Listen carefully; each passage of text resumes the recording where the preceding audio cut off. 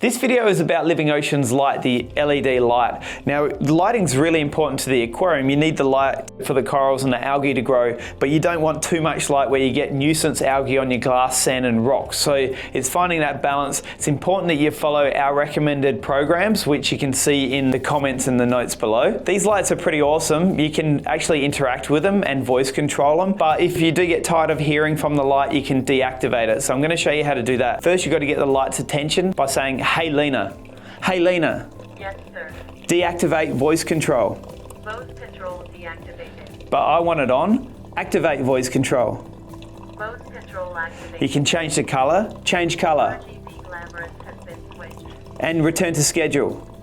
Schedule return. So now I've just asked the light to go back to the program schedule. It would return back to the schedule after about 10 minutes if you don't return it back to the schedule. So the lighting program is designed for 8 hours of daylight. That's the most important part for the corals. Now we also run a few hours of moonlight before and after, and that's for aesthetics. It looks beautiful to have the corals shimmering on 1 watt of blue at night time before you go to bed, but that's for aesthetics. You don't need to have that. We don't recommend more than 8 hours because again, it promotes that algae growth that you don't want. 8 hours is a good balance. Now the program that we run is also included in the blog and in our manual. It's important that you get the intensity right and also the color balance right. Now, when it comes to blue versus white, people think that white light actually does increase the amount of algae growth. We haven't seen that, but if you prefer a little bit bluer, a little bit whiter, you can actually slightly adjust them. It's very easy to do, as long as you keep the intensities to what we recommend, the wattage. Now, with this light, the Netlea light, we actually recommend about half the total intensity, or about 2/3 of the total intensity. You don't want to have too much light in there.